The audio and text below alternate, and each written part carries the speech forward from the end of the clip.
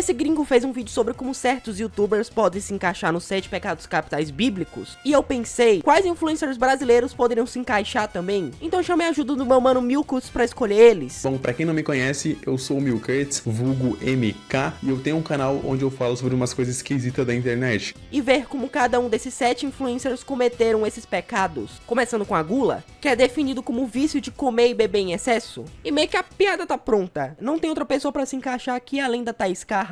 Ela é uma influenciadora e dançarina que ganhou popularidade participando de programas de TV e por sua presença online. Mas a trajetória dela ficou polêmica por causa do modo como ela lida com críticas sobre o seu peso. Thaís sempre responde aos ataques virtuais com ações legais, sendo essas críticas justas ou não, parecendo para alguns que ela usa essas situações para obter ganho financeiro. Ela se autodeclara uma militante contra a gordofobia, promovendo a aceitação do corpo, porém há uma diferença grande entre aceitar o seu corpo e ignorar os riscos à saúde de seu obeso, que é a condição clínica de Thaís. Não tem como comparar essa situação com a de muitas pessoas, principalmente mulheres com sobrepeso, que são constantemente julgadas e impostas a um padrão de beleza irrealista, que prejudica muito a saúde mental das pessoas e que, claro, muitas vezes a pessoa tá saudável do jeito que ela é. Então a Thaís só usa processos e a desculpa de que tá incentivando a autoaceitação pra poder continuar mantendo esse estilo de vida que, se você já viu a evolução dela, piorou muito ao longo dos anos e que se encaixa muito na gula. Enfim, como eu disse, a pedra tá pronta, então vamos pro próximo logo antes que ela me processe. Indo agora pra inveja, que é basicamente um dos pecados capitais mais famosos que a gente tem, e eu nem precisaria explicar ele aqui, mas é basicamente o desejo de ter algo que é do próximo. E um tempo atrás na internet ocorreu um caso claro de inveja, e eu tô falando do ex-amigo do Abelha. E o mais engraçado é que no final de tudo ele acabou ficando conhecido por esse nome, tanto que se eu te perguntar o nome dele, provavelmente você nem vai saber me dizer qual é. Mas o Luiz Guimê, ele é um youtuber bem antigo aqui da plataforma. Eu particularmente conheci ele quando ele fazia aqueles vídeos indo no shopping tentando hackear aquelas máquinas de iPhone. Era engraçado. Em determinado momento, o Luiz Guimê e o Richard viraram amigos, no caso o Abelha, e basicamente os dois tinham seus próprios canais ali, faziam vídeos separados, mas sempre faziam collabs, né? No caso, eles apareciam constantemente no vídeo um do outro. Acontece que o Abelha explodiu, ele cresceu muito rápido e, consequentemente, um pouco dessa fama esbarrou no Guimê, onde ele também ficou conhecido. Com o passar do tempo, os dois brigaram, eles pararam de ser amigos, mas cada um seguiu sua vida. Mas o canal da Abelha, ele acabou indo melhor que o canal do Guimê. Por exemplo, o Abelha fechou parceria com o Guaraná, fechou parceria com as Americanas e tava tudo dando certo pra ele. E em comparação, o canal do Guimê, ele não teve um avanço tão brutal assim, pois grande parte do público que sobrou ficava enchendo o saco perguntando sobre o Abelha, porque meio que eles dois gravavam juntos, nunca deram uma explicação e meio que ficou por essa. O Abelha tava crescendo e nos comentários do Guimê só tinha gente perguntando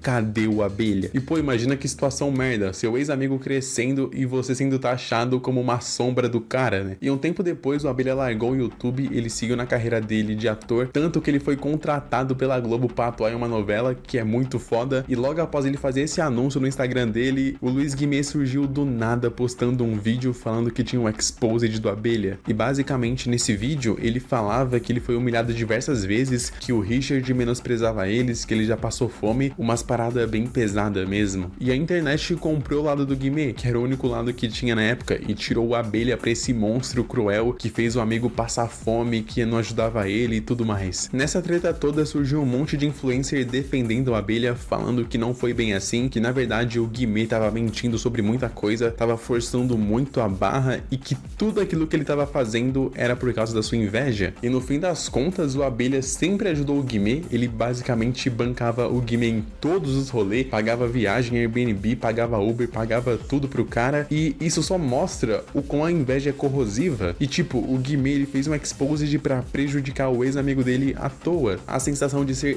deixado pra trás ou de merecer mais define perfeitamente o pecado da inveja, porque ao invés de dar motivação, né, pra você alcançar seus objetivos, pra você se esforçar pra melhorar, você acaba apenas desejando o mal pro próximo. A ira é um sentimento intenso de ódio, de rancor, dirigido a uma ou mais pessoas em razão de alguma ofensa, insulto, etc. E eu confesso que eu achei difícil alguém pra se encaixar aqui, porque geralmente os influencers evitam esse tipo de coisa, pra óbvio manter uma boa imagem e não ser cancelado. Exceto um cara, Nando Moura. Inicialmente ele fazia conteúdo voltado à música, mas óbvio que uma coisa chamou muito mais atenção: a personalidade do Nando, explosiva e muito engraçada. Era legal ver ele xingando tudo, e claro que hoje em dia isso se tornou basicamente o seu canal inteiro. já que é algo muito chamativo, hoje em dia não tem nada que se safe dele. Ele odeia tudo e todo, independente do lado, e sinceramente muitos não gostam dele e com razão. E acho que o único ponto que só faz ele não perder a carreira é que não tem como levar ele a sério, o carisma dele salva tudo. A pronúncia, o jeito que ele fala, é engraçado ver ele humilhando as coisas, mesmo que seja algo que você ama muito. Não é à toa que ele tem uma porrada de seguidor que acreditam fielmente nas loucuras que ele fala. E o cara simplesmente dá opinião pra todas as áreas. É óbvio que a maioria do conteúdo dele é sobre política e música, mas nesse ponto o cara já virou crítico de filme, de games, de treta, de internet por algum motivo. Tudo que existir, o Nando Moura tem uma opinião e já reclamou. E sei lá, é genial. É só você não seguir nada que ele fala que tá tudo bem. Mas não tira o fato de que realmente ele é a ira encarnada no YouTube. Chegando agora na luxúria, que é basicamente o desejo constantes por prazeres físicos, normalmente bem associados a coisas sexuais. E dentro da luxúria temos vários influencers que caberiam aqui, mas um que constantemente barulha a internet e tá sempre ficando relevante é a Martina Oliveira, vulgo Beisola do Privacy. E eu não preciso nem explicar o porquê, né? É meio óbvio. Ela surgiu na internet do nada e simplesmente explodiu, ganhando uma relevância muito rápido. Se eu não tô enganado, ela viralizou lá no TikTok com aqueles vídeos onde ela colocava uns cartazes na rua assim e tem um QR Code e tava escrito "Quer me ver pelada?" Coisa de gênio. O pecado da luxúria tá completamente atrelado a Martina, pois essa busca por essa validação para se estabelecer como influencer de conteúdo adulto leva ela a sacrificar muitas coisas para conseguir esse objetivo, nesse caso, a própria imagem, porque quando ela viralizou na internet, de brinde veio uma onda de pessoas que odiavam ela simplesmente por ela existir, e isso só foi aumentando com o tempo. Ela sempre se envolveu em polêmica, como por exemplo quando ela comprou aqueles outdoor para anunciar o seu Privacy, mas a Beisola, ela é muito esperta, né? Ela sempre soube aproveitar todo esse hype, tanto positivo quanto negativo, para conseguir crescer mais na internet, e ela soube aproveitar tudo isso para conseguir vender ainda mais foto. Nesse sentido, a luxúria na Beisola não se limita apenas ao desejo físico, mas também à busca incessante por fama para estar sempre relevante na internet. Desse modo, a sua própria imagem também acaba se tornando uma mercadoria. A preguiça pode ser definida como aversão ao trabalho, ócio, vadiagem.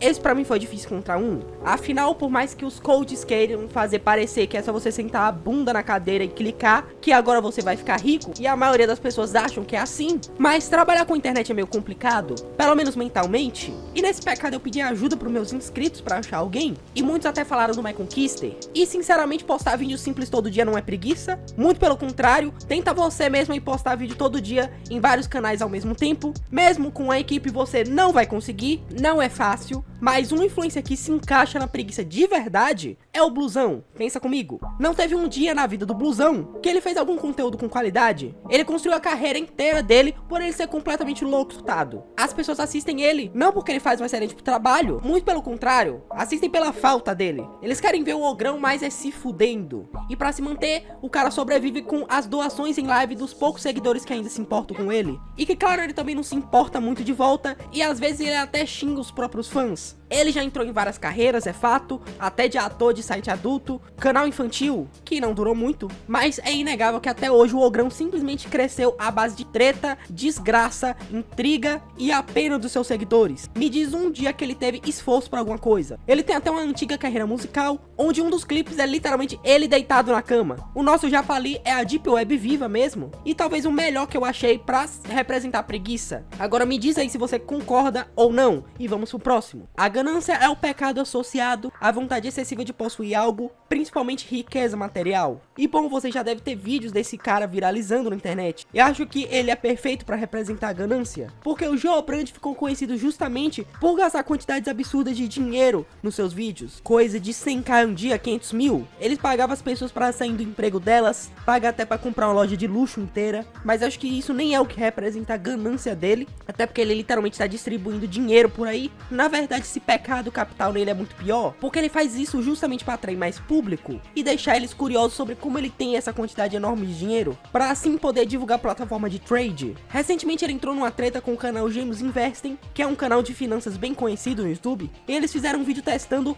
o tal robô de investimentos desse influencer. E óbvio que era golpe, e você não vai ficar rico, muito pelo contrário, quem vai é o próprio Geobrand, que lucra a cada perca dos seus seguidores com comissões nessa plataforma. E acho que não tem nada mais ganancioso que isso. amigos, ganhar dinheiro com a perda das pessoas fiéis, que genuinamente acreditam em você e que inclusive estão lá pra te defender a qualquer custo quando é criticado, pra no final ele fazer mais vídeo gastando uma quantidade enorme de dinheiro e o ciclo se repetir. Então o golpe tá aí, cai quem quer. Vamos pro próximo. E pra finalizar, o último pecado capital da lista é o orgulho, que ele é caracterizado por uma exaltação exagerada de si mesmo. Muitas vezes acaba se tornando uma obsessão por estar sempre certo, se destacar, ser superior aos outros. E um dos melhores influencers que batem com essa explicação é o Felipe Neto. Hoje em dia ele é um dos maiores influenciadores do Brasil, mas ele começou sua carreira lá em 2010 no canal Não Faz Sentido, onde ele basicamente pegava algo que estava em alta e fazia um vídeo destilando todo o ódio que ele tinha guardado dentro do seu peito. E normalmente esses vídeos eram em um tom muito agressivo e crítico, e é muito fácil notar o pecado do orgulho nessa fase em específica do Felipe Neto, onde pra ele tudo tava ruim, ele reclamava de tudo e ele sempre falava em tom de superioridade. Uma coisa engraçada é que nessa época aí ele fez um vídeo xingando gente colorida e celebridade, e hoje em dia ele é literalmente isso. Conforme o Felipe Neto foi crescendo na internet, ele mudou bastante, ele abandonou essa versão totalmente caótica, porém o orgulho sempre se manteve ao seu lado. Hoje em dia ele tem seu canal consolidado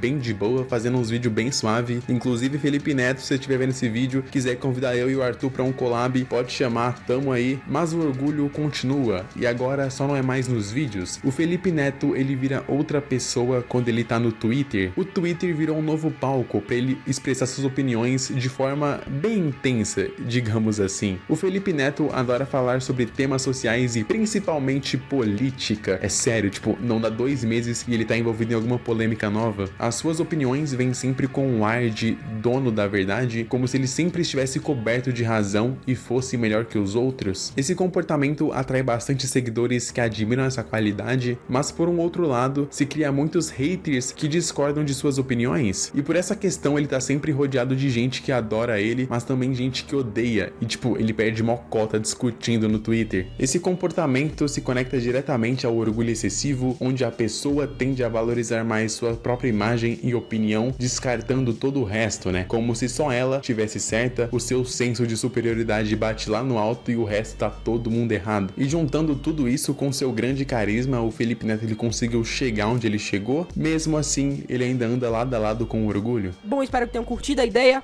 e comentem youtubers que a gente esqueceu ou que mereciam estar nessa lista, pra gente talvez no futuro fazer uma parte 2. E vamos agora a um agradecimento aos parceiros do canal que ajudam a manter esse canal vivo. Deixa o like, adeus.